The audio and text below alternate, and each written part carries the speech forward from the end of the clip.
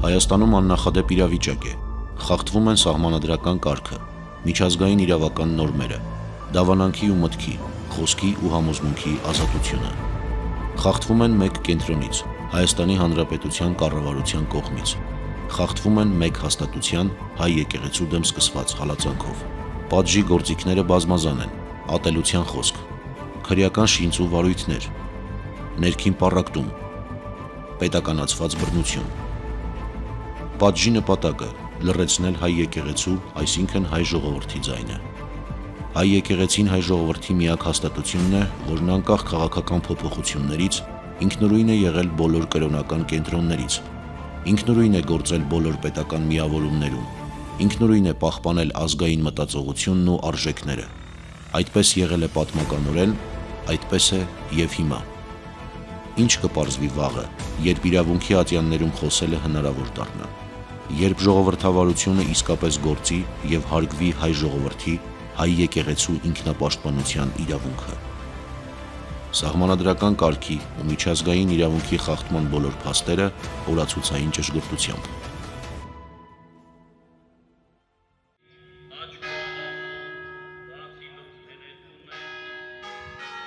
Մեկ հազարամյակ, 700 տարի, քառորդ դար Հայաստանյաց առաքելական Սուրբ եկեղեցին բազում հարձակումներ է դիմագրավել։ Ամեն տեսակ հալածանք ու փորձություն տեսել, բայց մնացել է կանգուն ու անսասան։ Չի ընկրկել, քանզի ինչպես քրիստոնյա ընդհանրական եկեղեցու Սուրբ Հովհաննես Ոսկեբերանն է ասում. երբ կռվում ես մարդու հետ, կարող ես հաղթել կամ պարտվել, եկեղեցուն սակայն ոչ մի ուժ հաղթել չի կարող։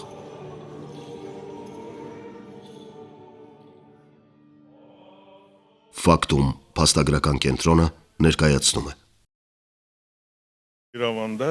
bütün Ermənistani əhatə edən İrəvan qazisi olub. 2025 թվականի մայիսի 22-ին Կովկասի մահմեդականների վարչության ղեկավար Շեյխուլ Իսլամ Ալաշուքյուր Փաշազադեն խոսում է Երևանում շարիաթի ղազիաթ հիմնելու և հայկական եկեղեցու մեծ սպառնալիքի մասին։ Mən ümidvaram ki, bir gün İrəvanda da, Əsmərlikdə də öz fəaliyyətini bərpa edəcəkdir. Ադրբեջանում գիտեին, որ ամենայն հայոց կաթողիկոս Գարեգին II-ը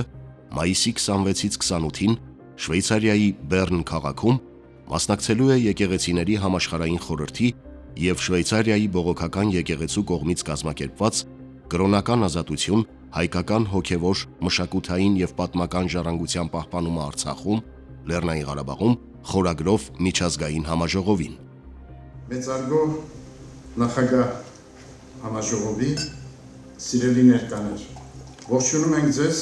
և հայրապետական։ Համաժողովը բացվում է ամենայն հայոց կաթողիկոսի օրհնությամբ և ուղերձով։ Հայոց հայրապետը հույս է հայտնում, որ միջազգային դերակատար երկրները և իրավասու կառույցները գործուն քայլեր կձեռնարկեն ուղղված Արցախի հոգևոր մշակութային ժառանգության պահպանությանը, արցախահայության իրենց հարազատ բնօրրան անվտանգ վերադարձի, ազատ ու արժանապատիվ ապրելու արդար իրավունքի վերականգնմանը և հայ գերիների շուտափույթ ազատ արձակմանը։ Եվ պաշտպանվում են որպես համամարտկային արժեքներ։ Այս հայտարարությունից հետո Հայաստանյաց առաքելական Սուրբ եկեղեցին, վեհափառ հայրապետը, բարձրաստիճան առանձին հոգևորականներ հայտնվում են Հայաստանի կառավարության թիրախում։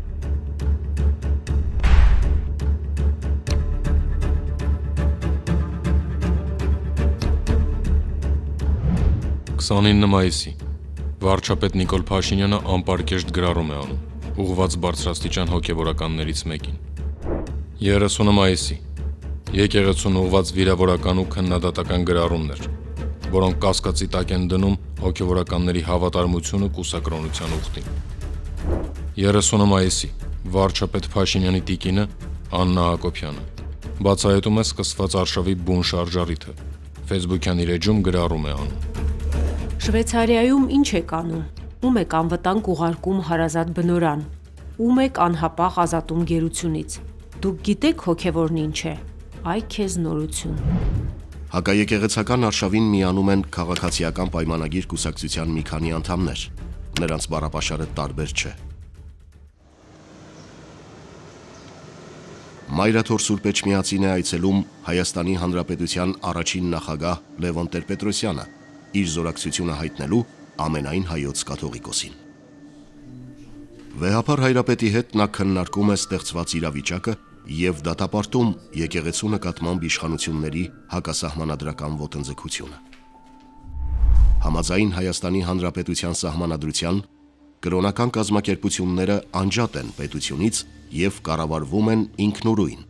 իսկ սահմանադրության մեջ 2015 թվականին կատարված փոփոխությամբ հայաստանյաց առաքելական Սուրբ եկեղեցուն վերապահված է բացառիկ դեր ու նշանակություն։ 9 հունիսի Փաշինյանը Վեհափար Հայրապետին դիմում է ավազանի անունով եւ պահանջում, որ նա ազատի Վեհարանը։ Հունիսի 9-ին Վեհափար Հայրապետը կարճատև այցով մեկնում է Արաբական Միացյալ Էմիրություններ։ Լուրեր են տարածվում, որ վերադարձին իշխանությունները մտադիր են ձերբակալել նրան։ Երեկոյան Զվարթնոց օդանավակայանում հավաքվում է դիմավորողների հոծ բազմություն եւ Վեհափար վանկարկելով ամենայն հայոց կաթողիկոսին ուղեկցում Մայրաթոր։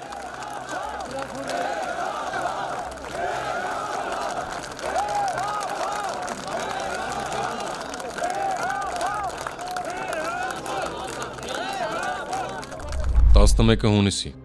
Կովկասի մահմեդականների վարչության ղեկավար Շեյխ Իսլամ Ալլա Շուքյուր Փաշազադեն նամակ է հղում եկեղեցիների համաշխարհային խորհրդին եւ պահանջում չաջակցել հայ եկեղեցու սադրիչ ռևանշիստական քարոզչությանը, որը խախտում է փխրուն խաղաղության պայմանները։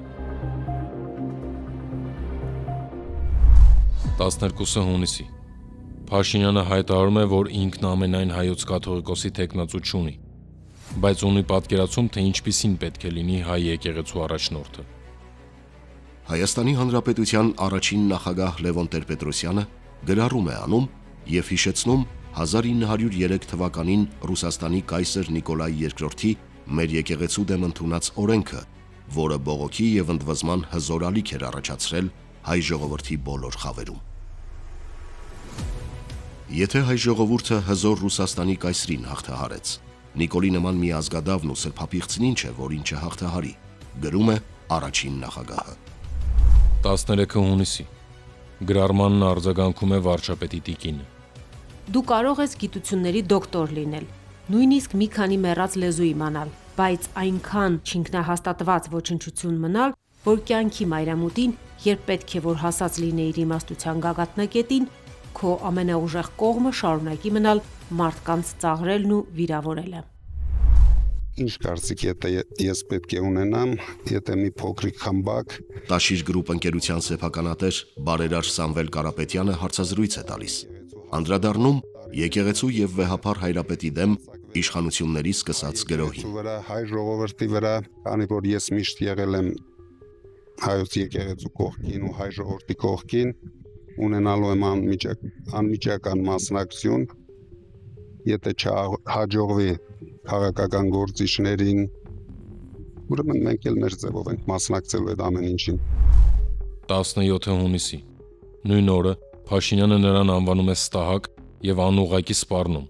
Հույս ունեմ պետության համը բերաններդ կմնա։ Չեն ձերբակալել մամուլը։ Չեն հասցրել, բայց շուտով կձերբակալեն։ Սպասում եմ։ Ես այստեղ կանգնած եմ, որ առաջինը ինձ ձերբակալեն։ Որտեւ ես էլ ինչ-որ բան խոսեցի։ Սամվել Կարապետյանը ձերբակալվում է։ Իրավապահների ուղեկցությամբ դուրս գալով իր առանձնատնից, աջակիցներին նա ասում է. Ես մեր եկեղեցու կողքին եմ, մեր ժողովրդի կողքին եմ, ամեն ինչ լավ ալնելու։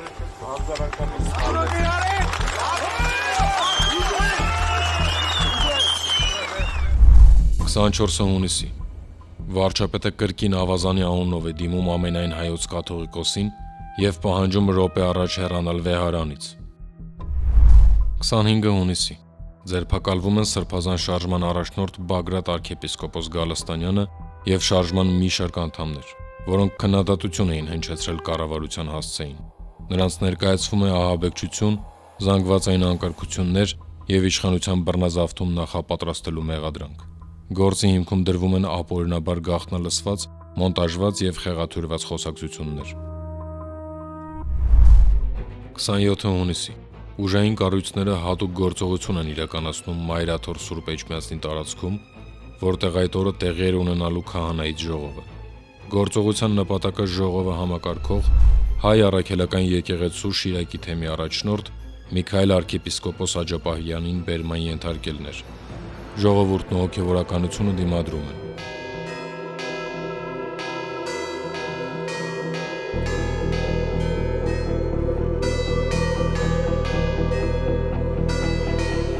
Միքայել Սրբազանին ձերբակալ են կալանավորման ներկայացնելու նպատակով։ Ակնհայտ է, որ սա հակաեկեղեցական այս գործընթացի շրջանակներում է կատարվում։ Ոնց տանել։ Մենք սաղսել ենք ոչ Որտեղ Միքայել Սրբազանը։ Այնտեղ է բոլորը։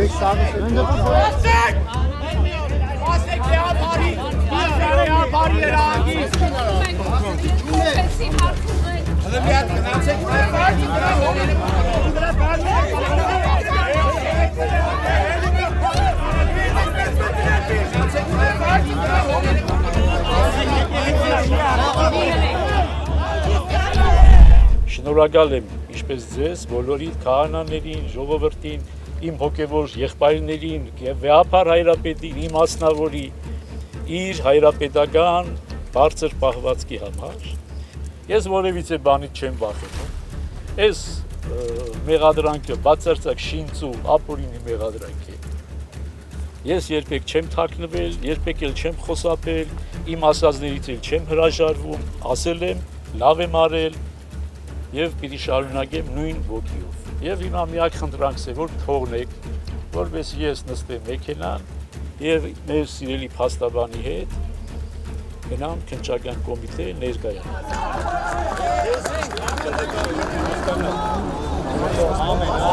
Ամեն։ Սրբազան աղոթենք նոր էտա։ 28 հունիսի վարչապետ Նիկոլ Փաշինյանն առաջարկում է հանրային կոնսենսուս ձեռք բերել եւ հանրային քաղաքական հրապարակային դաշտում դադարեցնել հայոյախոսությունն ու հիբրիդային թիրախավորումը։ Այս պահից մինչև հուլիսի 5-ը վետո եմ դնում իմ կողմից պարականոն բառապաշարի եւ խոսույթի կիրառման վրա։ 5 հուլիսի Կովկասի մահմեդականների վարչության ղեկավար Շեյխ Իսլամ Ալաշուքյուր Փաշազադեն լրագրողների հետ զրույցում մեղադրում է հայ եկեղեցուն, որ իբրև թե մինչև 2020 թվականը հայկական կրոնական այդ կառույցը հեգնանքով էր նայում իրենց։ Նրանք հաղթող էին ներկայանում, մեզ հեգնանքով էին նայում։ Սա վիրավորում էր ինձ եւ ադրբեջանցի ժողովրդին։ 21 հուլիսի Փաշինյանը Հիսուսին հավատացողներին հրավիրում է Էջմիածնի կենտրոնական հրապարակ, մեծ հոգևոր հանդիպման։ Վեհարանի ազատագրման շարժման առաջնորդ Նիկոլ Փաշինյանն այսօր հրապարակել է գործողությունների ծրագիր, որով պատրաստվում է ոչ միայն կաթողիկոսին փոխել, այլև հայ առաքելական եկեղեցու կանոնագիրքը։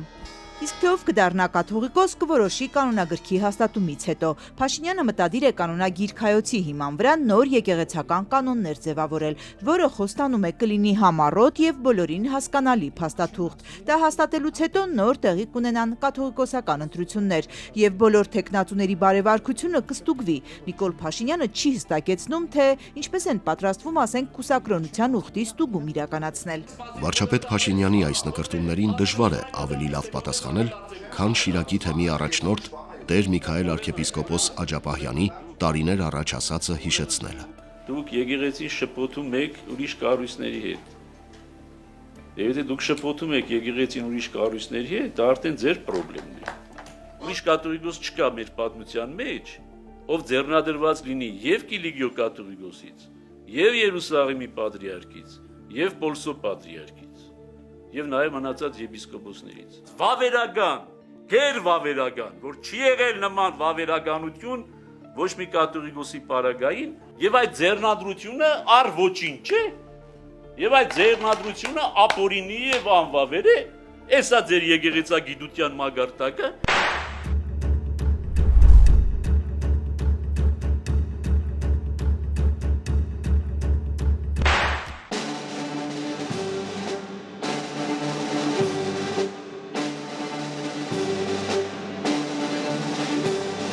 Արտաքին քաղաքականության խիտ եւ հագեցած օրակարգը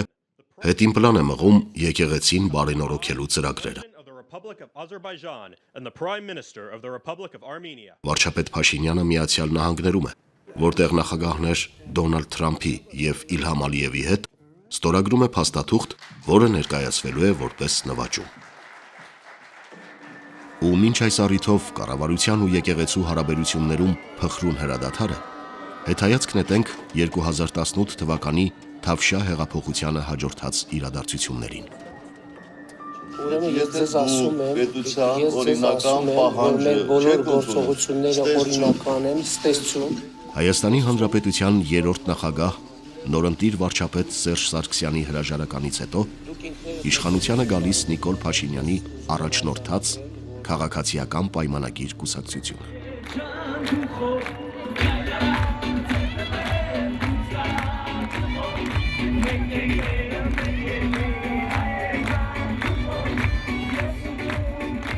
Ոմանք հրապարակից տեղափոխվում էին կառավարական առանձնասենյակներ, ոմանք մնում փողոցում, գարնանային էյֆորիայի մեջ կարծելով, թե պետության քաղաքական առաջնորդության փոփոխությունը կարող է տարածվել նաև ոչ պետական ազգային կառույցների վրա։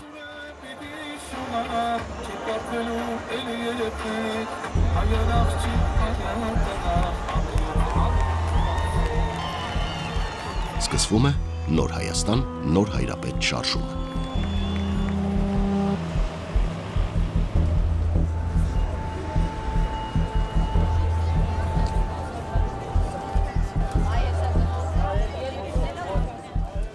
Հաջորդ իշխանությունը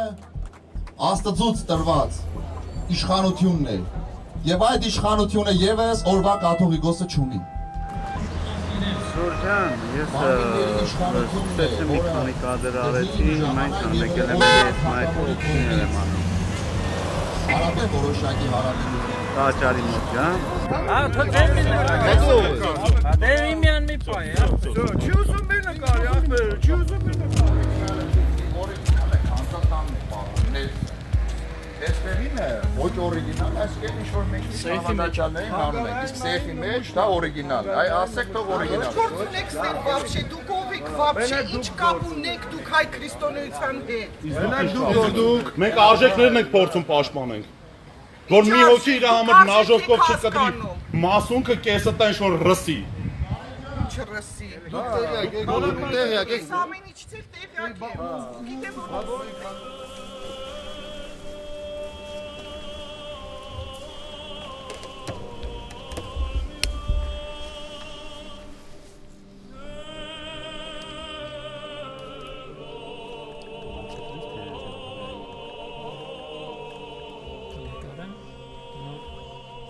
օրիգինալ տարբերակներ։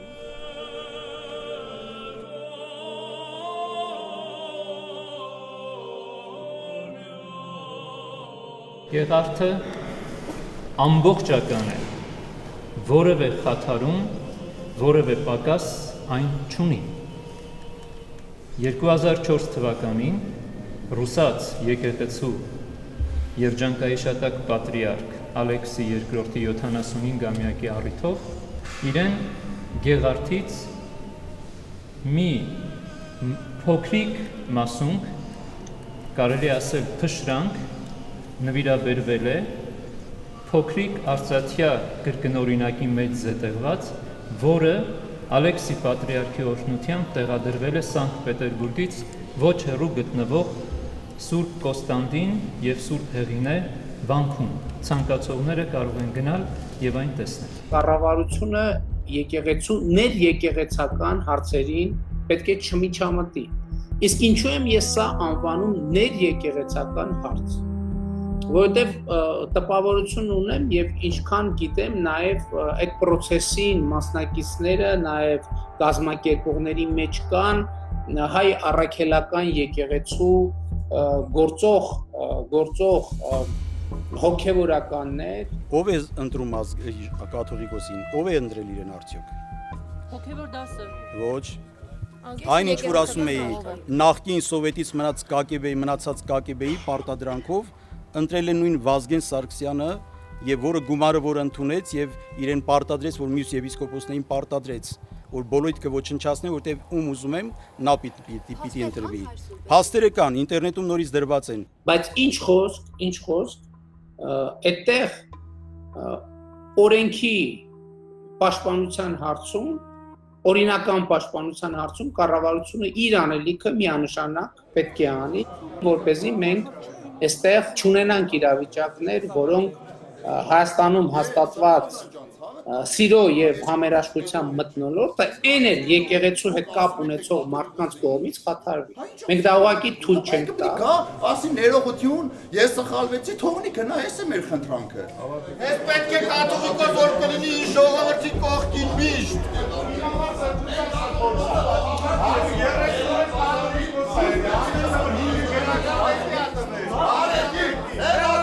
Արդեն տեսակ թե ինչ կատարվեց այսօր Մայրաթոր Սուրբ Էջմիածնի դիվանատանը։ Մենք սա գնահատում ենք հարձակում եկեղեցու վրա։ Դիվանատունը գրավված է եւ այս քայլը ես գնահատում եմ հալածանք եկեղեցու նկատմամբ, ազգային եկեղեցու նկատմամբ։ Հալածանքը ոչ միայն շարունակվում է, այլև սաստկանում։ Գնդեվանքի մոտ Նոր Հայաստան Նոր Հայրապետ շարժումը արգելափակում է վեհափառ հայրապետի ճանապարհը եւ դա արվում է ոստիկանության աչալուրջ հայացքի ներքո։ Իսկ շարժման ակտիվիստները պարգևատրվում են պաշտոններով։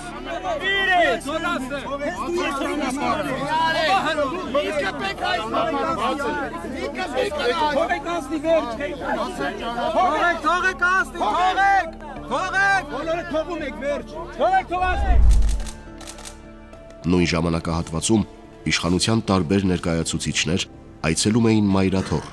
հանդիպում վեհափառ հայրապետի հետ։ Վարչապետն անգամ առաջարկում էր եկեղեցի կառավարություն համատեղ հանձնաժողով ստեղծել։ Կոմիտասին նվիրված նամականիշի մարում էին անում։ Սփյուռքի նախարարը խոսում էր առանց եկեղեցու աջակցության աշխարհասփյուռ հայության հետ աշխատելու անհնարինության մասին։ Նիկոլ Փաշինյանն իր ծննդյան օրն էր նշում Մայրաթորում։ Հիմա եկեք բոլորով միասին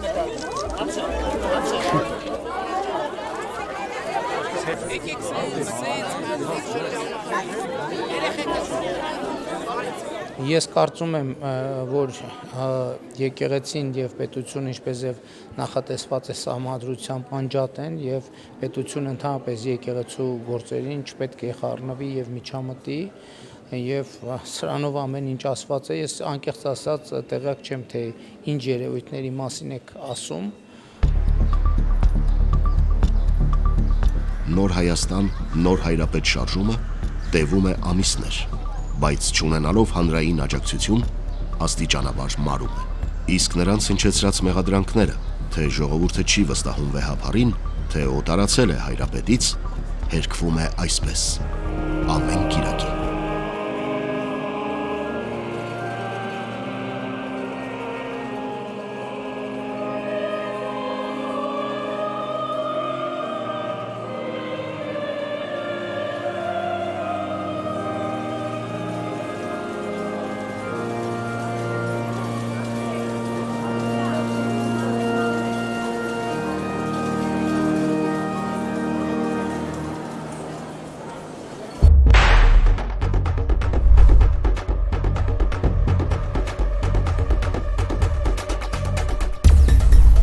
Օգոստոսի Երկարատև լռությունից հետո Փաշինյանը խոսում է, այս անգամ հոգևոր նորոգման մասին։ Նա կրկին ակնարկում է, որ նպատակին հասնելու է Էջմիածնի կենտրոնական հրապարակի ճնշմամբ։ Ընդ որում հիմա լեգենդներ են հյուսվում, որ ինչ-որ բռնություններ են պատրաստվում, բռնի մեթոդներ են որդեգրում, հարգելի գործընկերներ, մենք քաղաքական պրոցեսում բռնություն չենք արել, ուր մնաց թե հայաստանյաց առաքելական եկեղեցու հետ կապված պրոցեսներում բռնությունների դիմեն։ Ես համոզված եմ, որ չկա ավելի մեծ ուժ, քան հոգևոր ուժը։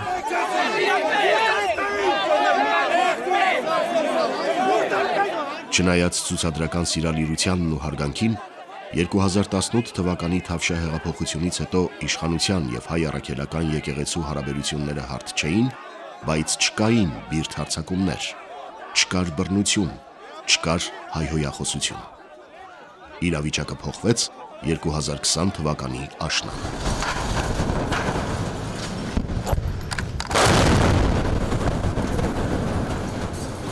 2020 թվականի սեպտեմբերի 27-ին Ադրբեջանի սկսած և 44 օր տևած պատերազմն ավարտվեց Արցախի և Հայաստանի պարտությամբ,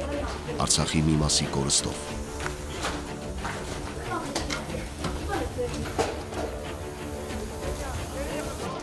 Հայաստանը մտավ ներքաղաքական խառնաշփոթի մեջ։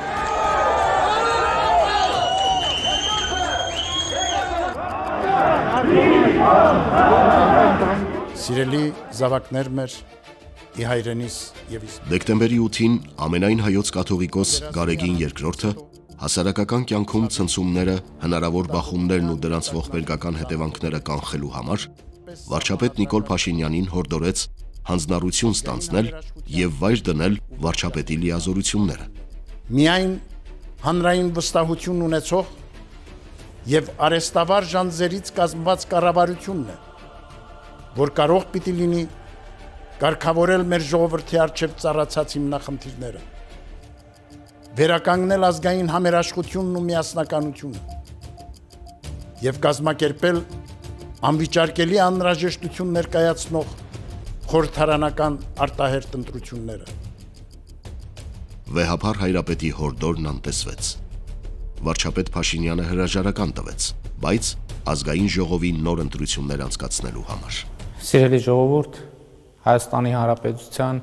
հպարտ քաղաքացիներ, Արցախի Հանրապետության հպարտ քաղաքացիներ, Սփյուռքի հպարտ հայություն։ Հունիսի 20-ին արտահերթ խորհրդարանական ընտրություններ անցկացնելու որոշումը կյանքի կոչելու համար այսօր ես հրաժարական եմ տալիս Հայաստանի Հանրապետության վարչապետի պաշտոնից։ Իսկ Հայրապետի ուղերձում հնչած մտահոգությունները ցավոք իրականացան։ Հայաստանը տարածքներ կորցրեց՝ Սև լիճ, Ջերմուկ, Իշխանասար։ Այսօր առավոտյան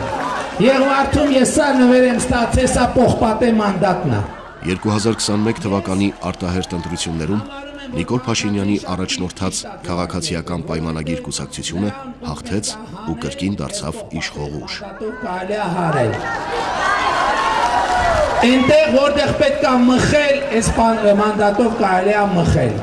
Ընտրություններից անմիջապես հետո այս մանդատով մենք գալու ենք ձեր հետևից, հիշեք։ Ազգային ժողովի անդրանիկ նիստը բացվեց ամենայն հայոց կաթողիկոս Գարեգին II օրհնությամբ։ Վեհափար Հայրապետը հորդորեց նոր փորձություններով չվտանգել հայրենական մեր կյանքը։ Սկսենք տերոնական աղոթքով հոտնկայս։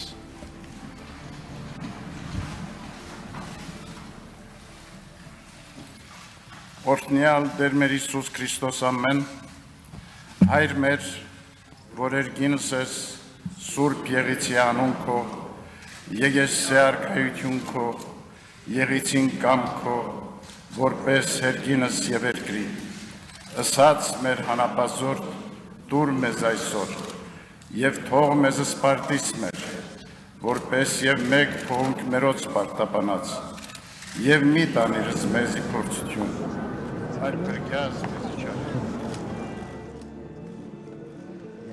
Նոր իշխանությունը չկանխեց նոր փորձությունները։ 2022 թվականի հոկտեմբերի 6-ին Պրահայում Նիկոլ Փաշինյանը Հայաստանի անունից ճանաչեց Ադրբեջանի տարածքային ամբողջականությունը, ինչը կանաչ լույս վառեց Արցախում հարկադրանքի և բռնությունների համար։ Լեռնային Ղարաբաղի Հանրապետությունը կորցրեց ինքնիշխանության վերջին նշույլները։ 2022-ի դեկտեմբերին արդեն սկսվեց շրջափակումը։ Ամիսներ տևած հյուծիչ մեկուսացումն ի վերջո հանգուցալուծվեց Արցախի հայաթափմամբ։ Այդ օրերին Փաշինյանի զինակիցները հայտարարում էին, թե Հայաստանն առավել քան ինքնիշխան է և որ 2023 թվականի սեպտեմբերի 19-ը, այսինքն Արցախի հայաթափումը, պետք է նշվի որպես Հայաստանի անկախության օր։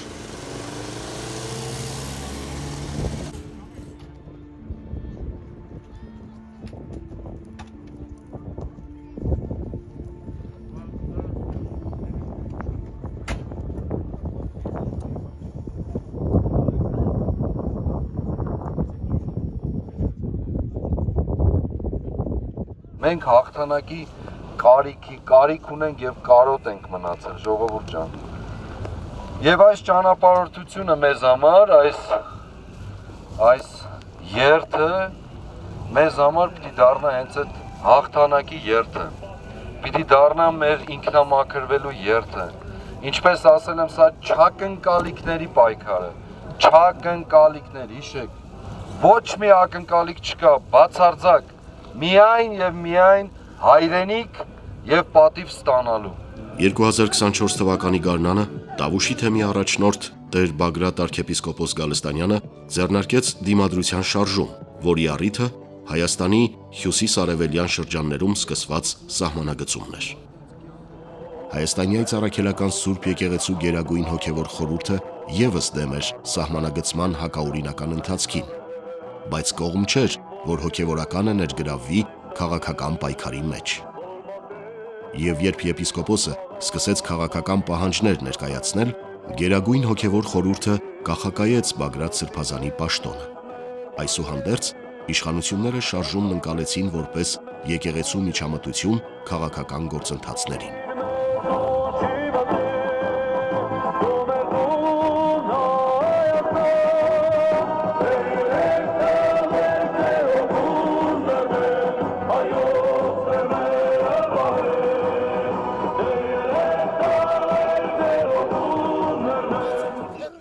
Հակահարվածը տրվեց 2024 թվականի մայիսի 28-ին Սարդարապատի հուշահամալիրում, ուր ամեն տարվա պես ամենայն հայոց կաթողիկոսն ու հոգևորականները եկել էին հարգանքի տուրք մատուցելու հայոց ազատագրական պայքարի հերոսների հիշատակին։ Ոստիկանները փորձեցին խոչընդոտել վեհափառ հայրապետի եւ նրա ուղեկիցների մուտքը Սարդարապատի հուշահամալիրի տարածք։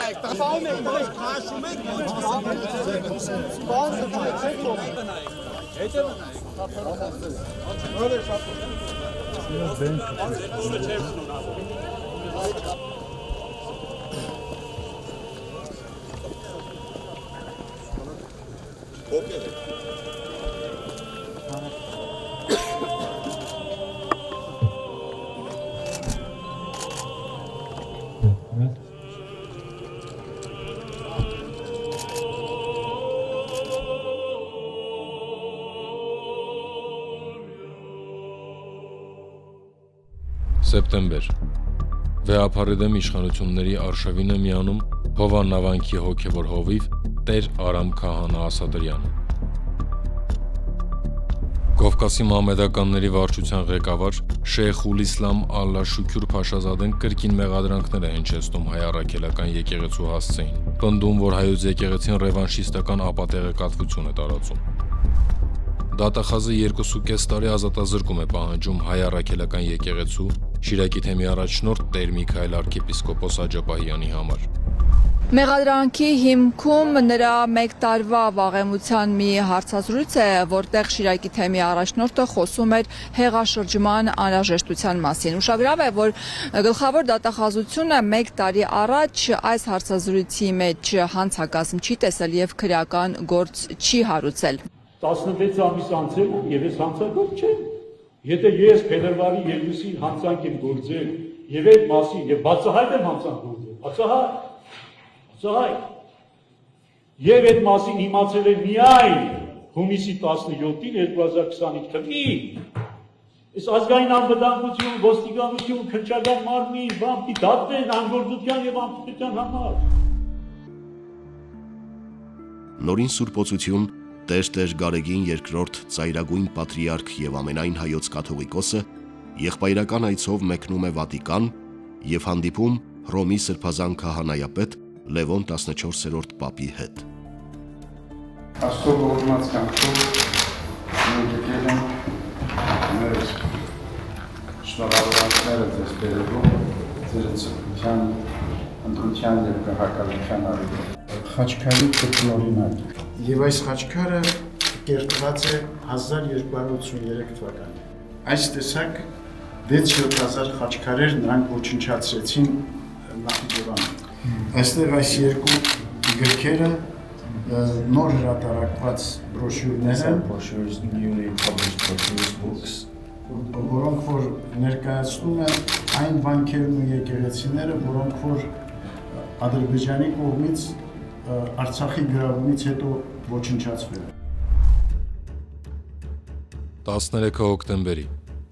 Կովկասի մահմեդականների վարչության ղեկավար Շեյխուլ Իսլամ Ալաշուքյուր Փաշազադեն ՄԱԿ-ի գլխավոր քարտուղար Անտոնիո Գուտերեշի հետ հանդիպմանը դարձյալ մեղադրում է հայ առաքելական եկեղեցուն։ Մինչ երկու երկրների քաղաքական ղեկավարությունները քայլեր են ձեռնարկում խաղաղության ուղղությամբ, հայ եկեղեցին կոչ է անում ռևանշիզմի եւ նոր բախման։ 13 հոկտեմբերի ձերբակալվում են Արագածոտնի թեմի առաջնորդ Տեր Մկրտիչ եպիսկոպոս Պրոշյանն ու եւս 5 հոգևորականներ։ Գործը հարուցվում է կարգալույց քահանայի Ստեփան Ասատրյանի հայտարարության հիման վրա, ըստ որի 2021 թվականին, երբ քահանայական ծառայության մեջ է եղել, իրեն հարկադրել են մասնակցել ընդդիմության ցույցերին։ Կալանքի միջնորդության մեջ քննիչը ցուցմունքներ է ներկայացրել, համաձայն որոնց իբրև թե 2021-ի ընտրությունների ժամանակ Սրբազանը հոգևորականներին ասել է, որ ում ուզում եք ընտրեք, բացի Նիկոլ Փաշինյանից։ Տեսեք, եթե նույնիսկ նման բան ասվեր պայմանականորեն, ուրեմն դա կոչվում է քարոզչություն։ Քարոզչություն ընտրական օրենսգիրքը հստակ սահմանում է, թե ինչ է քարոզչությունը։ Դա ասում է որևէ տեխնացուի օգտին քվեարկել կամ քվեարկությունից զերծ մնալու համոզմունքն է, համոզելն է։ Հետևաբար, եթե նույնիսկ ընդունենք պայմանականորեն, որ այդ բառերը եղել են, դա կոչվում է քարոզչություն։ Դա չի կոչվում անձագործություն։ 16 հոկտեմբերի Facebook-յան ուղիղ եթերում Նիկոլ Փաշինյանը կարգալույց է հռչակում ամենայն հայոց կաթողիկոսին եւ հայտարարում, որ նրա կողմից կարգալույց արված քահանան շարունակելու է պատարագ մատուցել Հովանավանքում եւ ինքը մասնակցելու է պատարագին։ Նա կարգալույց էր հռչակվել թեմական առաջնորդին եւ ծառայակից եկեղեցականներին հրապարակային ելույթներով ու հայտարարություններով վարկաբեկելու, պատարակներին կամայականորեն ամենայն հայոց կաթողիկոսի եւ թեմակալ առաջնորդի անունների հիշատակության հատվածը զեղչելու համար։ Կարգալույց եղած կաթողիկոսին չի կարա կարգալույց անել։ Ես կարծում եմ, որ սա իրոք կարևոր է, որպեսզի մարդիկ իրար պատմեն Աստծո մասին, իրար պատմեն Հիսուս Քրիստոսի մասին, իրար պատմեն Հիսուս Քրիստոսի հետ իրենց շփումների մասին, իրենց խոսակցությունների մասին։ This is Yerevan. Նիկոլ Փաշինյանի հետ հանդիպել է աղոթքի նախաճաշի մասնակից քրիստոնեական համերաշխություն միջազգային կազմակերպության անդամ Ջոել Վելտքամփը, որ խիստ մտահոգված է Հայաստանում սկսված հակաեկեղեցական արշավով ու պնդում է Հայաստանը կանգնած է էգզիստենցիալ սպառնալիքի առաջ։ Մենք տեսնում ենք, որ եկեղեցու դեմ կառավարության արշավը եւ ազատ խոսքի դեմ բարձրաստիճան պաշտոնյաների հարձակումները ավարտվում են հոգեվորականների, նրանց աջակիցների, գործարարների ու իրավաբանների կալանավորումներով։ Ավետարանականներն ու կաթոլիկները չպետք է թողնեն, որ Հայաստանի իշխանությունն իրենց օգտագործի հայ առաքելական եկեղեցու դեմ։ Մենք չպետք է ընդունենք այն իշխանությանը, որ դուրս է եկել եկեղեցու դեմ։ Ես ինքս ավետարանական եմ, բայց չպետք է գործիք դառնամ ժամանակավոր իշխանության ձեռքում 1700-ամյա պատմություն ունեցող հայ առաքելական եկեղեցու հիմքերը խարխլելու համար։ Նոյեմբերի 24-ին հրապարակվում է Հայ առաքելական Սուրբ եկեղեցու եւ Հայաստանի Հանրապետության քաղաքացիների սահմանադրական իրավունքների ու ժողովրդավարական ազատությունների դեմ վարչապետ Նիկոլ Փաշինյանի կատարած հանցավոր գործողությունների մասին հաղորդում։ Փաստաթղթի հեղինակները մտահոգված են, որ հակաեկեղեցական արշավի 6 ամսվա ընթացքում սահմանադրությունն ու օրենքները ավելի շատ են խախտվել, քան անցած տասնամյակներին։ Քաղաքական քաղաքացիական կազմակերպությունների առանձին անհատների անունից հաղորդումը ներկայացվում է դատախազություն։ Դատախազությունը սակայն ընթացք չի տալիս։ 29 նոյեմբերի իշխանական մամուլի եւ իշխող ուժի անդամները տարածում են հայ առաքելական եկեղեցու 10 եպիսկոպոսների հայտարարությունը, որով կոչ են անում ամենայն հայոց կաթողիկոս Գարեգին II-ին կամովին հանգստի գնալ։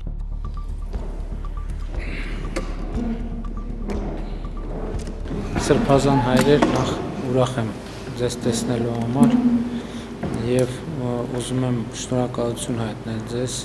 ձեր սկզբունքային դիրքորոշման համար, որ դուք այսօր արտահայտել եք հրապարակային կերպով։ 4 դեկտեմբերի Փաշինյանը հաստատում է, որ հայ առաքելական եկեղեցու դարավոր կանոնը խախտելով ինքն է ստիպում պատարագի ընթացքում զեղչել ամենայն հայոց կաթողիկոսի անունը եւ որ հաճախ դա անում է ազգային անվտանգության ծառայության աշխատակիցների միջոցով։ Դեկտեմբերի 3-ին ամենայն հայոց կաթողիկոս Գարեգին II հայրապետական այցով մեկնում է Շվեյցարիա, որտեղից անցնում է Մարսել։ Վեհափառ հայրապետին ամենուր ընդունում են մեծ ոգևորությամբ։ Նորին սրբությանը Մարսելի քաղաքապետարանում պաշտոնապես ընդունում է քաղաքապետ Բենուա Բայանը։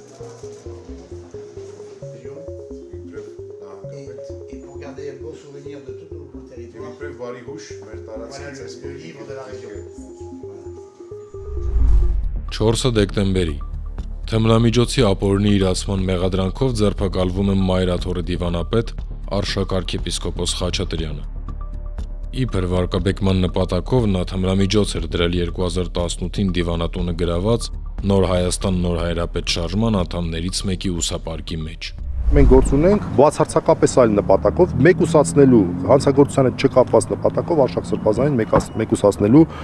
հստակ խնդրի հետ։ Այս աբսուրդը ըստ փաստաբանների վկայում է, որ իրավապահ համակարգին ծիծաղելի վիճակի մեջ է դրել քաղաքական իշխանությունը, համոզված են շատերը։ Ինչ անենք Արշակ Սրբազանին բռնենք, դե երևի գրպանը թմրանյութ գցենք, հետո հասկացել են, որ սքեմը գրպաններ չի ունենում ու որոշել են Արշակ Սրբազանին վերագրել, որ ինքն է ինչ-որ մեկի գրպանը թմրանյութ գցել։ Արշակ Սրբազանին աջակցող հոգևորականների համոզմամբ իշխանությունը չի մարսում անցած տարի ապրիլի 23-ին Ծիծեռնակաբերդում Սրբազանի հնչեցրած նզովքը։ Ով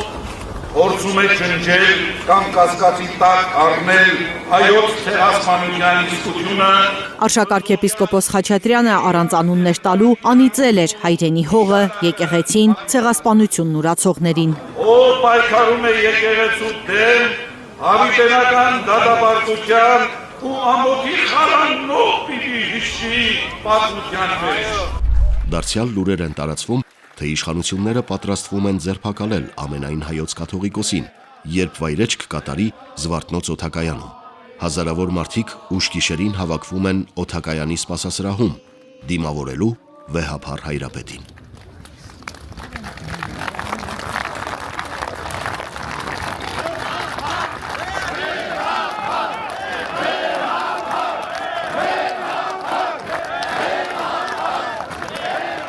Սիրելի ժողովուրդ,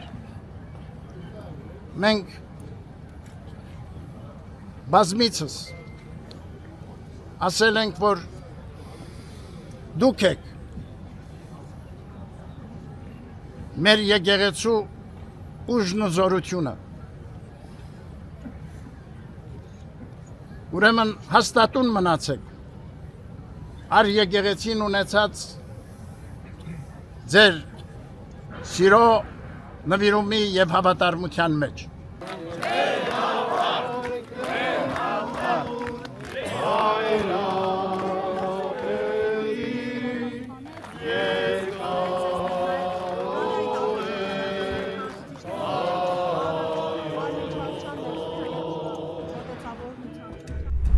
Յոթը դեկտեմբերի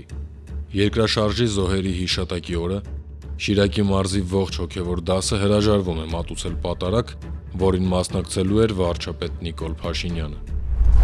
Շիրակի թեմի ոչ մի եկեղեցական չի համաձայնել 7 վերքում պատարագ մատուցել, չհիշատակելով վեհափառ հայրապետի անունը, ինչպես Փաշինյանի կամքն է։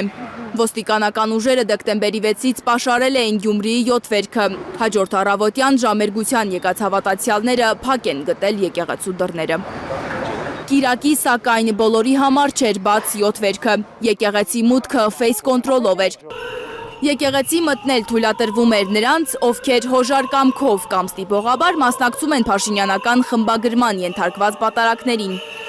Տիրադափ հռչակված հոգևորականներ, ՔՊԱ-ականներ, պետական ծառայողներ, համակիրներ։ Փաշինյանը 7 վերք է գնացել նախագահ Վահագն Խաչատուրյանի, ազգային ժողովի խոսնակ Ալեն Սիմոնյանի եւ այլ ՔՊԱ-ականների շքախմբով անվտանգության ծառայողների ուղեկցությամբ։ Ոչ մի քաղաքացի նրան մոտենալու հնարավորություն չի ունեցել։ Սև գարեն օրը, որ ես հավատացա այդ մարդուն ու սև գարեն գրիչ է, որով այդ գավեճկեն դրեց։ Ես ազնվաբարը ասում եմ։ Փաշինյանին չեն ծափահարել, ինչպես աղճատված պատարակների կարգն է։ Խորան է բարձրացել Արմավիրի թեմից մի քահանա, Մկրտիչ Մուշադյան անունով։ Նա զեղչել է ամենայն հայոց կաթողիկոսի ու Շիրակի թեմի առաջնորդ Միքայել Սրբազանի անունները։ 18 դեկտեմբերի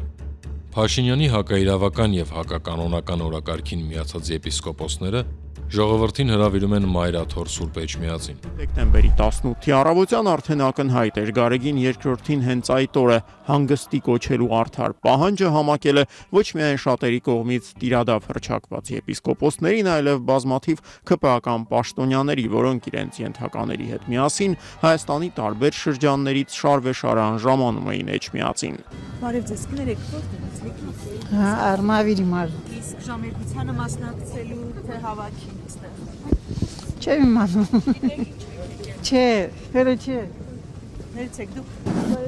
ժամերգությանը մասնակցելու եք եկել թե հավաքին, այստեղ նույն ժամին է։ Հավաքին։ Ինչի՞։ Չեմ լսում ձեզ մի հատ որ ասեք։ Ժամերգությանը մասնակցելու համար եք եկել թե հավաքին։ Հավաքի։ Հավաքին։ Հա։ 10 եպիսկոպոսների, որոնք պահանջում են Գարեգին II-ի հրաժարականը։ Հրաժարականին եմ միացել բնականաբար, որովհետև մեր պայքարը դա եկեղեցու դեմ չի, մեր պայքարը անհատների դեմ է, որոնք որ մերժել են Աստծուն տված երթումը իրենց։ Այդքանը։ Դե բոլորդ էլ տեղյակ եք, մանրամասների մասին բոլորը տեղյակ են։ Այսօր եկել եք ժամերգության թե վեհապարի հրաժարականը պահանջելու։ Ձեզի ո՞րն է ձեռնատու։ Եվ ինչ վարչական ռեսուրսի կիրառմամբ Մայրաթոր էին բերվում հայ-առաքելական եկեղեցու այսպես կոչված բարենորոգման աջակիցները, նրանցից ընդամենը մի քանի մետրի վրա հավաքվում էին ամենայն հայոց կաթողիկոս Գարեգին II-ին աջակցող քաղաքական ուժերի ներկայացուցիչներն ու հազարավոր շարքային հավատացյալներ։ Բայց որքան մոտենում էր իշխանամետ եպիսկոպոսական տասնյակի հայտարարած հավաքի ժամն, այնքան ավելի ամբռնազբոս էին դառնում ոստիկանական պատնեշի մյուս կողմում հավաքված եւ շատ ավելի սակավաթիվ նիկոլականները։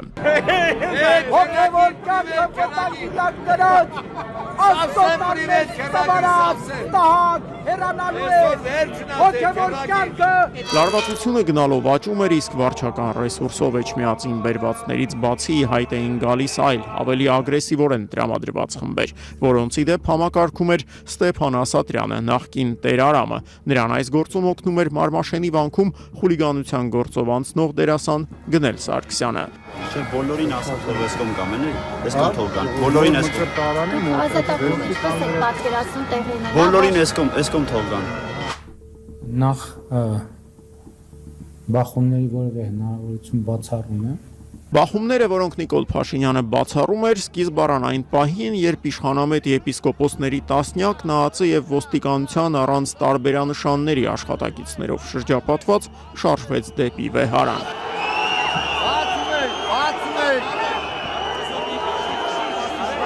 Այդ նույն րոպեներին կաթողիկոսի հրաժարականը պահանջողների եւս մեկ խումբ փորձեց ներխուժել Մայր տաճար ժամերգության պահին, մի բան, որ հայոց եկեղեցին չէր տեսել թերևս միջնադարից ի վեր։ Եվ չնայած գրոհի այս փորձին, ամենայն հայոց կաթողիկոսը անվրդով շարունակում էր ընթերցել իր քարոզը։ Այսօր դուք հավաքվել եք հայոց հոգևոր կենտրոնում վկայելով ձեր սերը հանդեպ առաքելական մեր Սուրբ եկեղեցին։ Սուրբ Էջմիածինը ամենքի տունն է։ Հարազատ հոգևոր օրրանը ամեն մի հայի։ Ինչպես պատմիչ Առաքել Դավրիժեցին է վկայում, հայոց ազգը իսփյուրս աշխարհի կապված է լուսավոր Չիաչին եւ Սուրբ Էջմիածնին։ Այդ նույն րոպեներին Մայր տաճարից մի քանի մետրի վրա Նիկոլ Փաշինյանի կողմն անցած հոգևորականները փորձում էին ընթերցել իրենց ուղերձը, ճիշտ է, այն գրեթե չէր լսվում։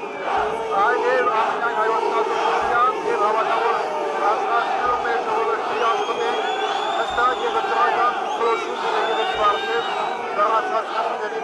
Ընդհանուր առմամբ փաշինյանական եպիսկոպոսներն իրենց իսկ նախաձեռնած հավաքի վայրում մնացին ոչ ավել քան 5 րոպե։ Այդ 5 րոպեն լրանալուց հետո էլ ուժայինների նույն խումբը Կճոյանին եւ ընկերներին նստեցրեց մի փոքրիկ միկրոավտոբուս եւ էվակուացրեց Մայրաթորի տարածքից։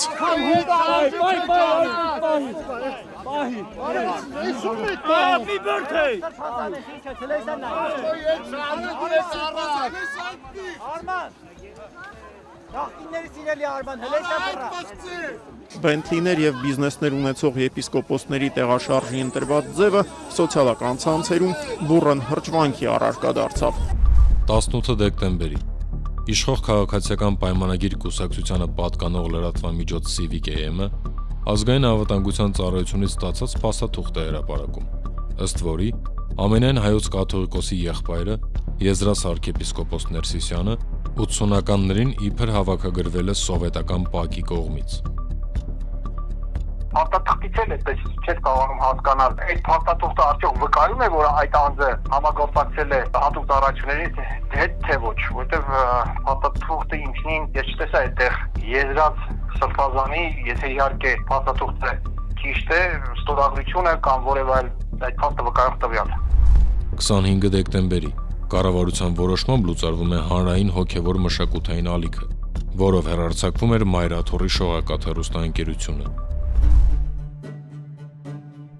Այսպես ավարտվում է 2025 թվականը։ 217 օր տևած արշավը ոչ միայն չի սասանում եկեղեցու հեղինակությունը, այլև առավել համախմբում է հավատավոր հետևորդներին։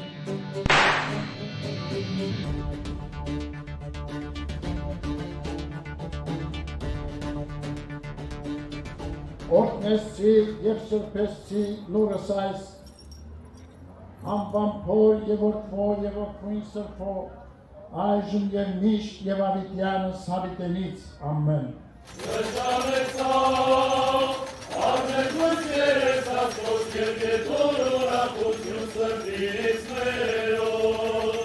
«2026 թվականի ամենակարևոր իրադարձությունը լինելու էր Հայաստանյայց առաքելական Սուրբ Եկեղեցու եպիսկոպոսատ ժողովի հրավիրումը, ինչի մտադրության մասին ամենայն հայոց կաթողիկոս Գարեգին II վեհափառ հայրապետը հայտարարել էր դեռ 2025-ի նոյեմբերին։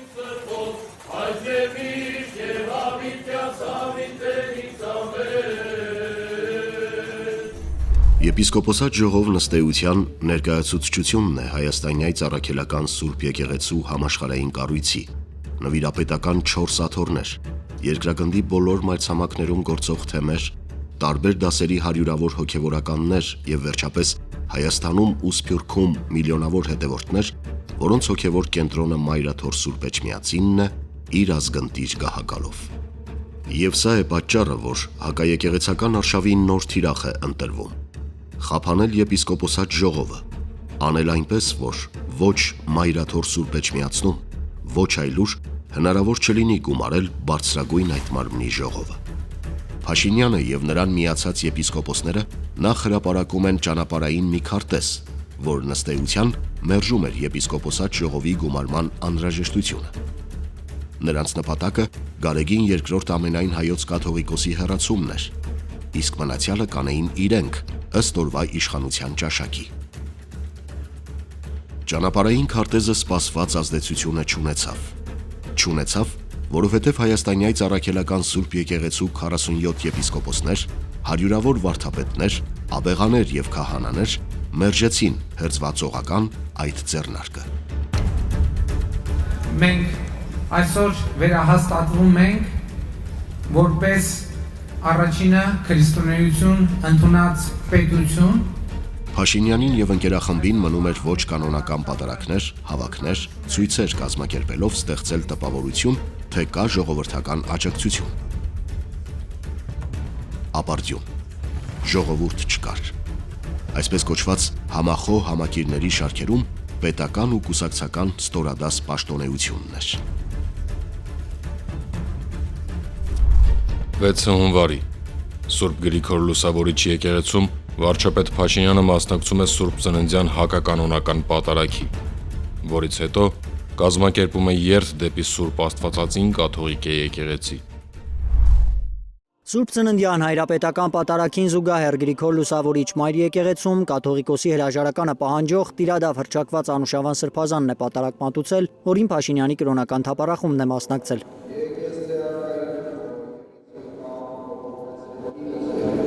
Ոստիկանական ուժերի Փաշինյանի թիկնապահների քանակից է դժգոհում այս կինը։ Ինչի համար, տենց դա եմ ասում, ես եկեղեցուց դուրս եմ եկել, որ մի մարդ գտնեմ, ասեմ, ինչի համար են ես ոստիկանները հավաքվել եկեղեցու մոտ։ Հոկտեմբերի 26-ից կրոնական թափառախմբի հետ այսուայն եկեղեցիները գնացող Նիկոլ Փաշինյանին ոստիկաններն ու առանց համազգեստի այլ ուժայիններ մենակ չեն թողնում։ Անուշավան սրբազանի մատուցած պատարագին զեղչվում է վեհափառի անունը։ Մայրաթոռը հակականոնական է անվանում այդ պատարագները։ 8 հունվարի եպիսկոպոսները նորից վարչապետ Նիկոլ Փաշինյանի կառավարական առանձնատանն են։ Եկեղեցու բարենորոգման վերաբերյալ հայտարարության ստորագրումից հետո խորհրդի առաջին նիստն են գումարում։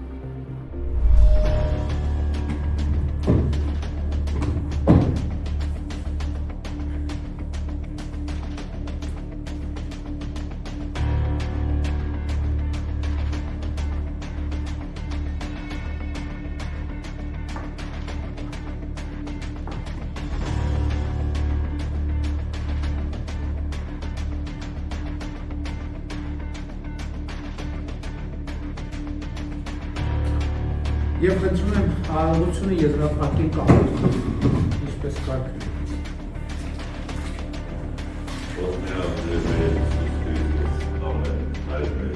Ոչ մեկ էլ հեռանալու մտադրություն չի ուներ, մետով է ասում, որ Սերժ Սարգսյանն էլ հեռանալու մտադրություն չուներ, բայց ստիպված էր հեռանալ։ Նույնն է Կտրիչ Ներսիսյանը ստիպված կլինի հեռանալ։ Բայց մենք դա էլ եմ ասում, ոնց որ արել ենք, դա մենք կանենք անցնցում քրիստոնեական հանդուրժողականությամբ եւ սիրով տոգորված։ Փաշինյանը հակաեկեղեցական այս արշավում մերձ սլակներն ուղղում է ամենայն հայոց կաթողիկոսի դեմ, իբր խնդիրն անձի հետ է, մերթ չի թաքցնում, որ նպատակը 1725-ամյա եկեղեցին իրեն ենթարկեցնելն է։ Ամեն գնով, սահմանադրության եւ օրենքների խախտմամբ, պետական մարմիններին մեղսակից դարձնելով։ Լորունցին նույնպես քաշքշել են ոստիկաններն ու ուժով հանել եկեղեցուց, երբ տղաները հնչեցրել են Գարեգին II անունը, տեսնելով, որ պատարագիչ քահանա Արարատ Օրդոյանը զեղչում է կաթողիկոսի անունը։ Բայց ով չգիտի, որ ամենայն հայոց կաթողիկոսը եւ հայաստանյայց առաքելական Սուրբ եկեղեցին նույնն են կանոնականության ուժով։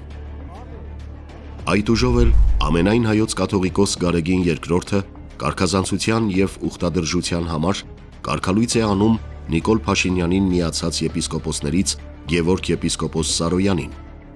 Նա այլևս Մասյացոտնի թեմի առաջնորդը չէ։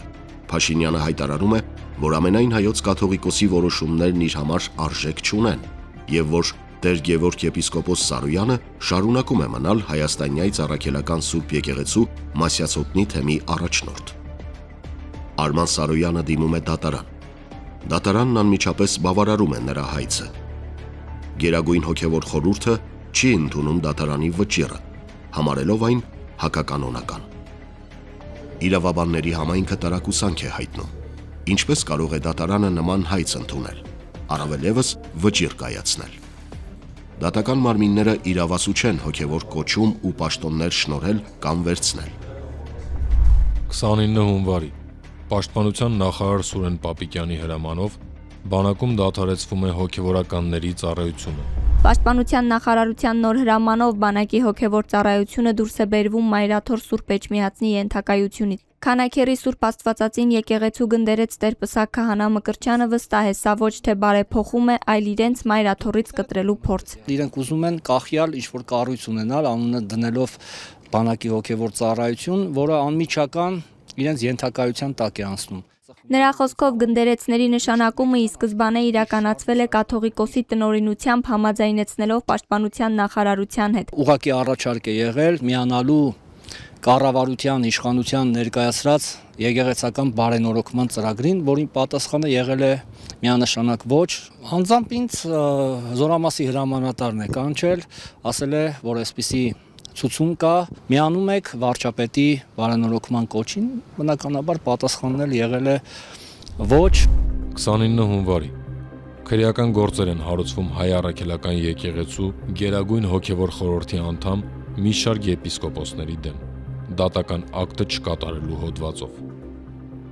Գերագույն հոգևոր խորհուրդը մերժել էր կատարել կարգալույց եպիսկոպոս Մասյացոտնի թեմի նախկին առաջնորդ Արման Սարոյանի հայցով դատարանի կայացրած վճիռը։ Բայց 5 եպիսկոպոսների եւ 1 քահանայի քննչական կոմիտե հրավիրել էին ոչ միայն դրա համար։ Պետք էր արգելափակել նրանց ելքը երկրից։ Եկեղեցուն լրացնել, վախեցնել, բռնաճնշումներ, ուրիշ ոչ մի բան։ Նույն գործով հարցաքննվում է նաև ամենայն հայոց կաթողիկոս Գարեգին II։ Գաղափար հայրապետը մեղադրվում է ուրեմն դատական ակտի կատարմանը խոչընդոտելու մեղադրանքով, եթե հիշում եք, եպիսկոպոսներին նույնպես այդ մեղադրանքներ ներկայացվել։ Դուք լավ գիտեք, որ Ավստրիայում փետրվարի 16-ից 19-ը տեղի ունենալու եպիսկոպոսատ ժողով եւ այս գործողությամբ, ինչպես նաեւ Վեհապար հայրապետի ելքի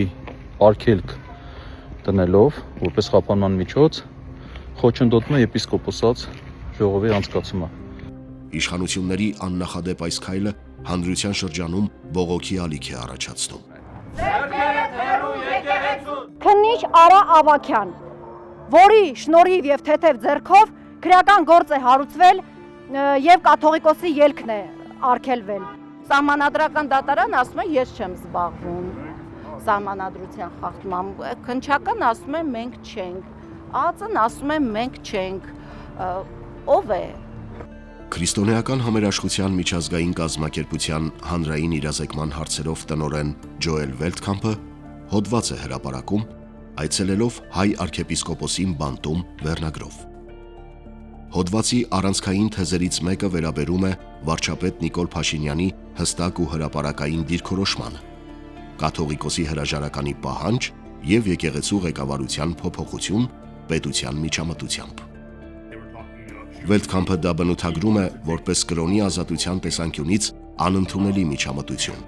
գրելով, որ դա նույնքան աբսուրդ է, որքան եթե Ջորջա Մելոնին պահանջեր Ռոմի Պապ Լևոն 14-րդի հրաժարականը։ 2 փետրվարի Վարչապետ Փաշինյանն էլ ավելի է սրում բարձրաստիճան հոգևորականների վերաբերյալ իր ռետրոաբանությունը ու նոր մեղադրանք վերագրում, դարձյալ առանց որևէ ապացույցի։ Մենք այսօր ունենք ինֆորմացիա, որ այդ թվում, որ ճշտման փուլում է, այդ թվում Հայաստանյան առաքելական Սուրբ եկեղեցու ձևաչափերով Հայաստանի Հանրապետությունն մուտք գործում ստվերային գումարներ քաղաքական նպատակով Հայաստանում օգտագործելու եւ այդ տեսեք դուք ասում եք քրեական գործեր թող հարուցվեն, քրեական գործեր են հարուցվում, ասում են ոնց բանի հոգեվորականների դեմ քրեական գործ եք հարուցում, ոնց կարելի է հոգեվորականի դեմ քրեական գործ հարուցել։ Հարցազրույցավարն իհարկե չի հիշեցնի վարչապետ Փաշինյանին, որ իր իսկ ուղղորդմամբ ձերբակալվել ու կալանավորվել են հայ առաքելական եկեղեցու բարձրաստիճան 4 հոգեվորականներ՝ Բագրատ arczepiskopos Գալստանյանը, թեմակալ առաջնորդներ Միքայել arczepiskopos Աջապահյանը, Մկրտիչ եպիսկոպոս Պրոշյանը եւ Մայրաթորի դիվանապետ Արշակ arczepiskopos Խաչատրյանը, բոլորն էլ շինծու մեղադրանքներով։ Սահմանադրության դրույթները եւ միջազգային իրավական նորմերը խախտող մեղադրանքներ, որոնք հայ եւ օտարազգի դիվանագետների, իրավունքի մասնագետների, փաստաբանների մոտ մեղմ ասած տարակուսանք են առաջացրել։ Ազգային եկեղեցու ամբողջականության փլուզումը սպառնում է վերածվել հոգևոր եւ ազգային քաոսի եւ ի վերջո համահայկականության վախճանի։ Սփյուռքի հեղինակավոր մի խումբ գործիչներ հայտարարություն են տարածում, ի ցույց դնելով հայաստանյայց առաքելական Սուրբ եկեղեցու սփյուռքյան միլիոնավոր հետևորդների մտահոգությունը եւ կոչ անում եկեղեցու հետ կապված բոլոր հարցերը լուծել եկեղեցու կառավարման մարմինների միջոցով։ Հայտարարությունը ստորագրում են ամերիկահայ գործարար բարերար Նուբար Աֆեյանը, Ամերիկայի հայկական համագումարի հոգաբարձուների խորհրդի համանախագահ Էնթոնի Բարսամյանը, Դենհամի պրոֆեսոր Լորդ Արա Դարզին, ամերիկահայ պրոդյուսեր Էրիկ Իսրայելյանը, շվեյցարահայ գործարար եւ բարերար Վահե Գաբրաշը, բրիտանահայ գործարար եւ բարերար Վաչե Մանուկյանը, Ամբեր Կապիտալ ընկերության գլխավոր գործադիր տնօրեն Ջոզեֆ Ուղուրլյանը, Հայկական բարեգործական ընդհանուր միության 7-րդ նախագահ Պերճ Սեթրակյանը։ Մենք կոչ ենք անում Հայաստանի կառավարությանը եւ հայոց եկեղեցուն լուծել բոլոր տարաձայնությունները, հարգելով եկեղեցու ինքնակառավարման կանոնները, հարգելով քաղաքական գործունեության եւ եկեղեցու առաքելության բաժանումը եւ պաշտպանելով Սփյուռքի հայերի իրավունքը դավանելու իրենց հավատքը առանց կառավարության կողմից քաղաքական միջամտության ազդեցության։ Չնայած անհաղթահարելի թվացող խոչընդոտներին, 25 եպիսկոպոսներ հավաքվում են Ավստրիայի Սենթ Փյոլթն քաղաքում։ Վարչապետ Փաշինյանը վեհապարին մեղադրանք առաջադրելու հենց նախորդ օրն էր կոշտ հակազդեցություն խոստացել, որովհետև ըստ նրա Հայաստանից դուրս ժողով հրավիրելու նպատակը կաթողիկոսությունը դուրս տանելն է։ Այս պատմությունը կաթողիկոսությունը Հայաստանից դուրս տանելն է եւ ես դա թույլ չեմ տալու։ Թույլ չեմ տալու։ Եթե դրա համար պետք է լինի լրացուցիչ միջոցներ ձեռնարկվել, կձեռնարկվեն լրացուցիչ միջոցներ։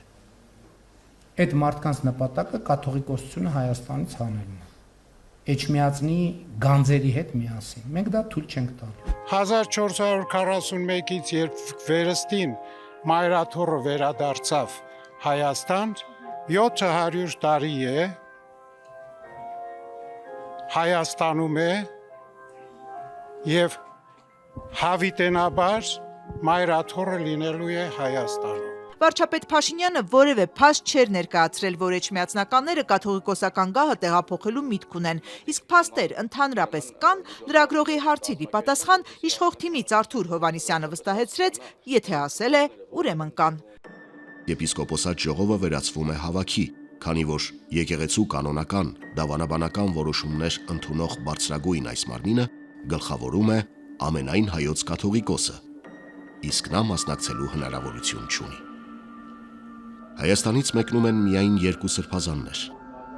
Ավստրիայում եպիսկոպոսական ժողով հրավիրելու որոշումը Մայրաթոռը հիմնավորել էր հնարավոր ճնշումներից միաբաններին հեռու պահելու ցանկությամբ։ Հավաքի մասնակիցներին տեսաուղերձով դիմում է նորին Սուրբ Օծություն Տեր ամենայն հայոց կաթողիկոս Գարեգին II, Մեծիտան Կիլիկիո կաթողիկոս Արամ Առաջինը, Երուսաղեմի եւ Պոլսո պատրիարքներ Տեր Նուրհան arczepiskopos Մանուկյանն ու Տեր Սահակ arczepiskopos Մաշալյանը, եպիսկոպոսած ողջ դասը իրենց հավատարմությունն են հայտնում Մայրաթոռին, նրա գահակալին եւ եկեղեցու դարավոր ավանդույթին։ Ժողովի ավարտին ընդունվում է հայտարարություն, որով եպիսկոպոսած դասը իշխանություններին կոչ է անում դադարեցնել եկեղեցու հանդեպ հալածանքները եւ հարգել եկեղեցու դարերով ամրագրված ինքնիշխանությունն ու ինքնավարությունը։ Հալածանքը չի դադարում։ Ավելին, ներառվում է իշխող քաղաքացիական պայմանագիր կուսակցության նախընտրական ծրագրում։ Ծրագրեր ընտրողը ժողովուրդն է, որն հայաստանյայց առաքելական Սուրբ եկեղեցու հետևորդ է եւ հակաեկեղեցական արշավի ընթացքում կասեցրել է իշխող խմբի բիրտ հարձակումները։